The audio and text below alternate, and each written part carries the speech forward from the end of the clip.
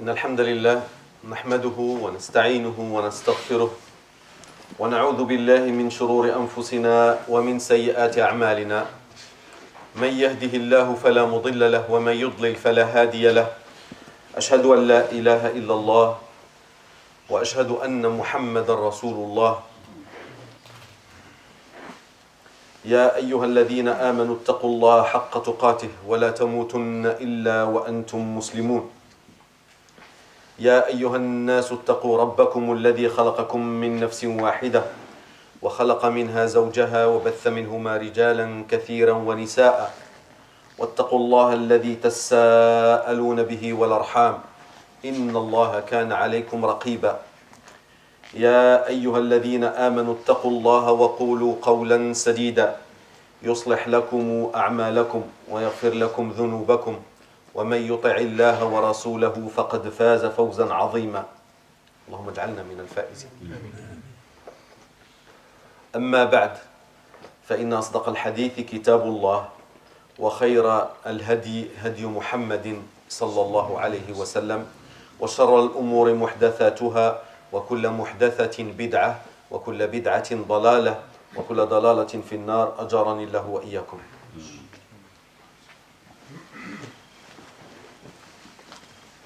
عن أمير المؤمنين أبي حفص عمر بن الخطاب رضي الله عنه قال رسول الله صلى الله عليه وسلم إنما الأعمال بالنيات وإنما لكل امرئ ما نوى فمن كانت هجرته إلى الله ورسوله فهجرته إلى الله ورسوله ومن كانت هجرته لدنيا يصيبها أو امرأة ينكحها فهجرته إلى ما هاجر إليه. Le hadith rapporté par Omar ibn al-Khattab radiyallahu anhu dit que le prophète alayhi salatu wassalam a dit certes les actes ne valent que par les intentions qui les animent et le croyant ne sera récompensé qu'en fonction de l'intention qu'il avait secrètement en lui-même formulée et que celui qui aura accompli la hijra, c'est-à-dire celui plus généralement qui aura fait un acte, un sacrifice dans l'intention d'obéir à Allah subhanahu wa ta'ala et d'être dans le droit chemin du prophète alayhi salatu wa salam, il sera récompensé en fonction de cela. Et celui qui a une autre intention, fût-elle une intention matérielle, honorable matérielle, il sera récompensé en fonction de ce qu'il a intentionné lui-même. عن أبي هريرة رضي الله عنه قال عن رسول الله صلى الله عليه وسلم قال ما اجتمع قوم في بيت من بيوت الله يتلون كتاب الله ويتدارسونه بينهم إلا نزلت عليهم السكينة وغشيتهم الرحمة وحفتهم الملائكة وذكرهم الله في من عنده. Abu Huraira radiyallahu anhu nous annonce que le prophète alayhi salatu wassalam a dit que inévitablement, c'est certain que lorsqu'un groupe de personnes se réunissent dans une maison de Dieu, dans l'autre version de Abu Sa'id al-Khudri, il n'y a pas la mention maison de Dieu, c'est-à-dire dans tout endroit où ils se seraient réunis pour invoquer Allah subhanahu wa ta'ala en récitant sa parole et étudier cette parole. Inévitablement, Allah subhanahu wa ta'ala les couvre ou fait descendre sur eux la paix, la quiétude. De l'autre côté, ils appellent ça la grâce. Une sorte de climat, de sentiment, de paix qu'on éprouve tout simplement, se sent bien. Et il dit, alayhi salatu wassalam, et ils sont couverts par la miséricorde. Et ils sont entourés d'anges. Il y a d'autres versions qui nous expliquent de quelle façon. Et Allah subhanahu wa ta'ala, et ça c'est comment dirais-je, l'apogée, Allah subhanahu wa ta'ala parle d'eux à son assistance. Il y a des paroles de Cheikh Mustafa al-Bouhiaoui, hafidahullah, dans une introduction d'un cours qu'il a donné il n'y a pas très très longtemps, où il disserte sur cette partie-là, Inch'Allah. Je vais essayer de la retranscrire pour vous faire partager la douceur de ces paroles et le rôle de chacune de ces 4 choses attendues quand on se réunit dans une assemblée de dhikr, une assemblée de ilm. Et ça ne diffère pas, que ce soit le dhikr pur, que ce soit le ilm, que ce soit la prière, tout ça c'est forme de ibadah, forme de dhikr. Alhamdulillah hamdan laysa munhasira ala ayadihi ma yakhfa wa ma dhahara ثم الصلاة والتسليم المهيمن ما هب الصبا فأدر العارض المطر على الذي شاد بنيان الهدى فسمى وساد كل الورى فخرا وما افتخر نبينا أحمد الهادي وعترته وصحبه وكل من آوى ومن نصر وبعد فالعلم لم يظفر به أحد إلا سما وبأسباب العلا ظفر لا سيما أصل العلم الدين إن به سعادة العبد والمنجى إذا حشر. Je prendrai Inch'Allah l'habitude de reprendre ces 6 vers parce qu'ils sont de très belles introductions. Peut-être que ça vous donnera envie de les apprendre. Et ce qui m'intéresse justement dans le fait de les dire, bien sûr, toute la grâce rendue à Allah subhanahu wa ta'ala et toute la reconnaissance, la prière sur le prophète sallallahu alayhi wa sallam, la place de la science. Le dernier vers justement, la siyama aslu ilmi ad-din inna bihi sa'adat al-'abdi wal manja idha hushira.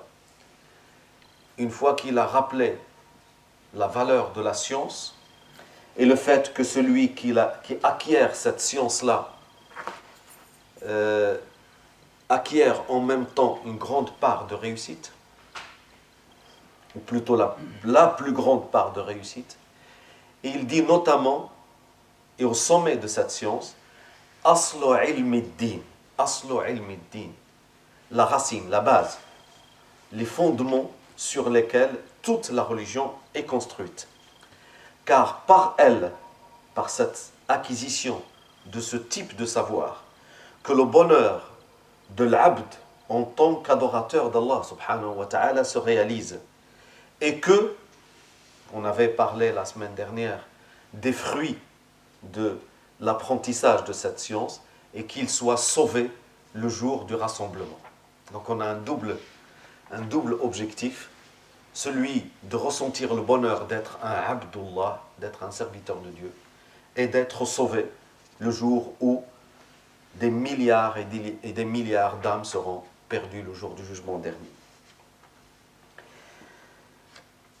Et fidèle à la tradition islamique de nos savants, une science, aussi compliquée soit-elle, aussi noble soit-elle, ne peut pas s'enseigner sans l'adab.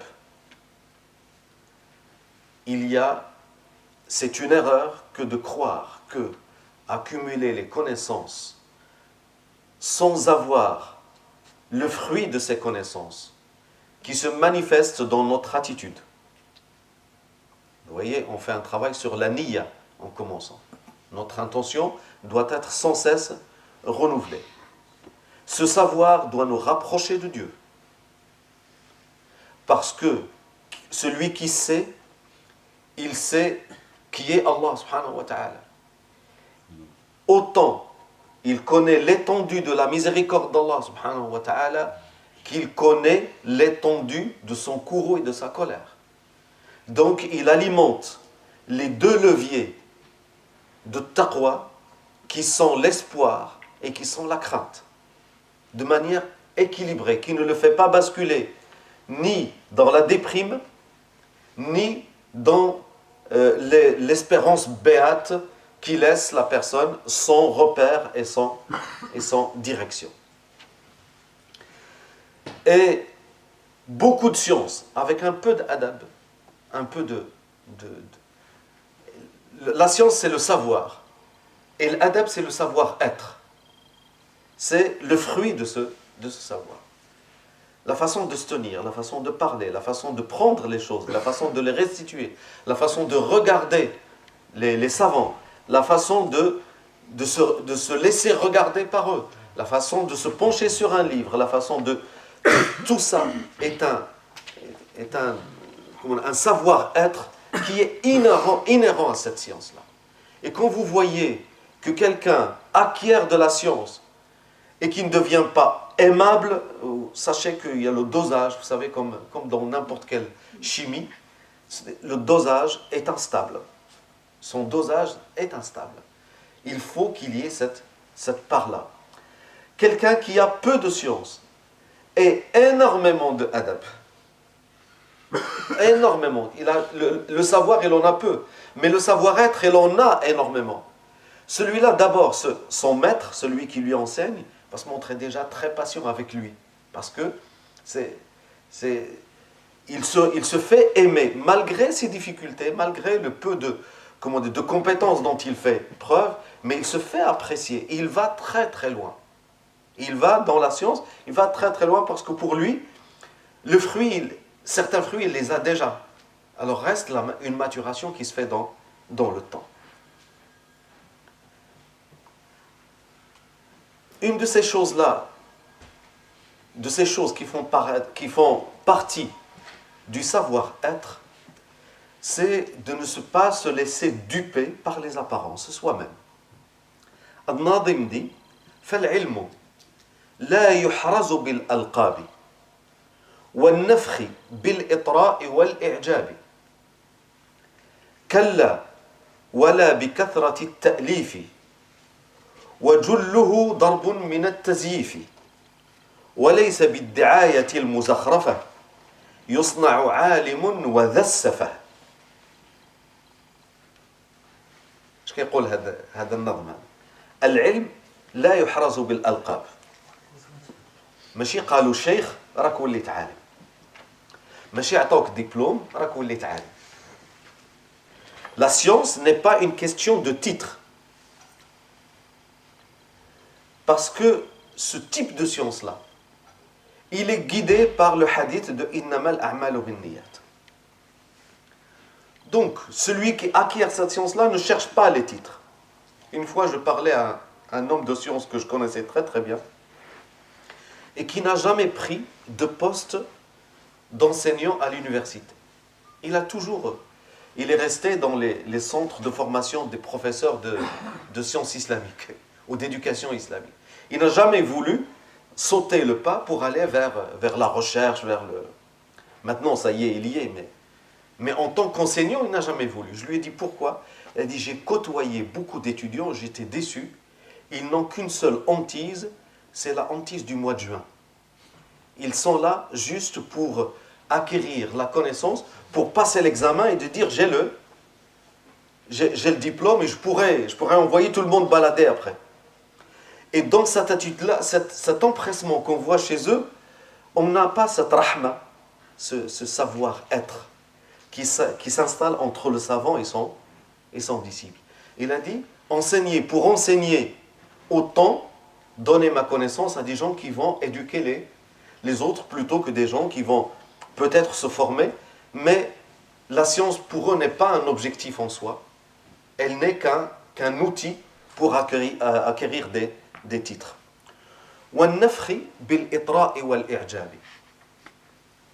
La première partie, elle s'adresse à celui qui apprend. Mais la deuxième, elle s'adresse à celui qui parle, celui qui prend la parole. Et parfois, le frère te dit, j'ai fait un exposé dans une mosquée et les frères ont été très contents. Et tu as fait un exposé sur quoi? Sur tel thème. Très bien. Et il y avait des gens spécialisés dans ce que tu as dit, Dans l'assistance, il a dit non, c'était un liqa, c'est comme une rencontre. Alors comment peux-tu te fier au jugement de personnes sur le contenu de ce que tu as donné, sachant qu'eux-mêmes n'ont aucune idée de ce que tu as dit, peut-être comme chose fausse, voire même de bêtises. C'est-à-dire que celui qui parle, il n'a comme objectif que les félicitations des gens. Très souvent, les gens te félicitent parce qu'ils ont passé un bon moment. Et le bon moment, très souvent, tu n'y es pour rien. C'est la sakina, la rahma, les anges qui étaient là. Et le fait qu'Allah subhanahu wa ta'ala a aimé cette assemblée, c'est ça qu'ils ont ressenti. Peut-être que le contenu de ce que tu as donné, toi, est peut-être entièrement à réviser. Et que eux, ils ont eu le bénéfice. Et que toi, de l'autre côté, tu n'as cherché que leurs félicitations, eh bien les félicitations, tu les as eues. Vous savez, quelqu'un a envoyé une somme d'argent à un pauvre. Il l'a donné à quelqu'un, il lui a dit, tu donnes ces pièces-là à telle personne. Alors le coursier, il a pris l'argent et il l'a donné à ce pauvre. Et ce pauvre a prié, mais il a prié pour la personne qui a apporté l'argent. Et quelqu'un a vu la scène. Il est revenu voir la personne qui a envoyé l'argent et il lui a dit, tu sais, le pauvre, il n'a pas prié pour toi, il a prié pour celui qui a apporté l'argent. Et l'autre lui a répondu, mais Allah subhanahu wa ta'ala sait d'où vient cet argent. Allah subhanahu wa ta'ala sait d'où vient cet argent. Celui, le coursier là, s'il a pris les prières et les félicitations pour lui, il n'a que la part d'avoir été le facteur, c'est tout. Mais il n'a pas la totalité du bénéfice. Alors, quand on sait que ce genre de commerce, il est avec qui? Il est avec Allah subhanahu wa ta'ala. Donc les titres, on te gonfle et on te passe comment on appelle ça, la pommade. On te passe la pommade. Il faut qu'on relativise tout ça. Et je le dis pour que nos relations ne soient pas, faussées. Dès le départ, ne soient pas faussées. Qu'est-ce que j'en tire comme conclusion? C'est-à-dire, quand vous n'avez pas compris, ne faites pas semblant. Quand vous avez un doute sur quelque chose, parce que vous avez entendu quelqu'un déjà vous avoir expliqué ça, et que les deux explications ne se tiennent pas, ne prétextez pas le respect pour ne rien dire. Oui, mais je ne vais pas je vais pas lui dire parce qu'il risque d'être vexé. Ce n'est pas sur cette base-là que les choses doivent se passer. Bien sûr, il faut y mettre un peu la forme. Si tu es déjà dans le domaine, tu peux très bien parler devant les gens, ça fait un échange et ça pourrait être très intéressant. Si tu n'es pas dans ce domaine-là, tu peux demander à ce qu'après ce soit expliqué à travers un mail, à travers telle ou telle chose. Alhamdoulilah, ça m'arrive de plus en plus souvent que des gens disent « Attention, il y a quelque chose qui peut prêter à confusion dans ce qui a été dit » et on apporte les rectifications et ceci est très, très important. « Kalla wala bi kathrati ta'lifi » كلا ولا بكثرة تأليف كيقول لك فلان عالم عرفتي شحال عنده ديال الكتب telle personne c'est un savant il a écrit 18 livres dans ce domaine. Vous savez, c'est les livres alhamdoulilah dans la civilisation islamique, c'est quelque chose que nous honorons, c'est quelque chose de très, très important.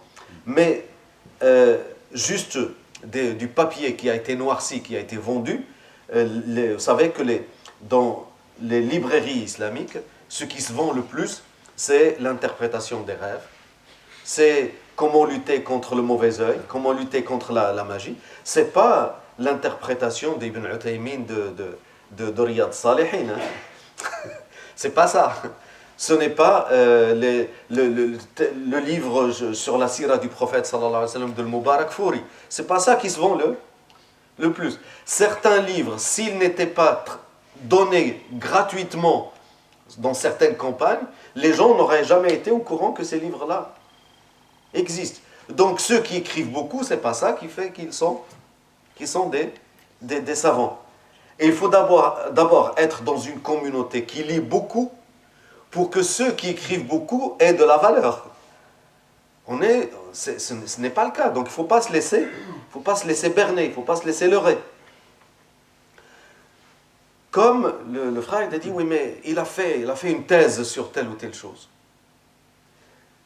Il peut très bien avoir tiré un très très grand bénéfice de son cursus. Comme il peut n'avoir rien eu, même en ayant décroché le diplôme. On sait comment ça se passe. C'est-à-dire que quand la personne a écrit ou elle a acquis un diplôme, il faut derrière qu'elle fasse la preuve, par le travail qu'elle fait derrière, que ce travail-là a servi à quelque chose, et à quelqu'un surtout, et surtout d'abord lui-même. Moi, je suis dans le domaine des mathématiques, je connais des gens qui ont fait des thèses. Mais derrière, ils n'ont pas fait de recherche, ils n'ont pas fait de publication. Donc, le titre, ils l'ont, le grade, ça leur a servi pour avoir des points dans leur carrière, mais ça s'arrête là. Quand il dit, mais j'ai ce titre-là. Oui, mais tu l'as eu, je ne sais pas moi, en 2006 ou en 2005, mais derrière, qu'est-ce qu'il y a? Qu'est-ce que tu es devenu derrière? Vous voyez, la comparaison est toute comprise. Donc, les gens qui font des études islamiques, puis on donne le titre d'islamologue, si vous allez dans la région parisienne, vous allez être mais vraiment étonné par le nombre d'instituts qui vous fait une dawra, et puis après, ils vous donnent un certificat comme quoi tu as suivi un séminaire. J'ai même vu de mes propres yeux dans un pays arabe un séminaire. Écoutez bien, écoutez. Maîtriser usul al-fiqh en 6 jours. Je dis, mais c'est pas possible. La personne qui a écrit cette affiche-là, est-ce qu'elle se rend compte de ce qu'elle dit? Est-ce qu'elle se rend compte de ce qu'elle dit? Parfois, les frères, ils me disent, regarde, t'as vu, machallah, j'étais dans une dawra. Moi, la seule fois où ça m'est arrivé, je suis arrivé en retard, je ne savais pas qu'il y avait une dawra shar'iyya dans une mosquée de la région. Donc j'ai trouvé que les gens étaient sympas, que les professeurs parlaient très bien. Donc je suis resté, mais je suis aussi parti avec mon diplôme. Je l'ai toujours. Je l'ai toujours.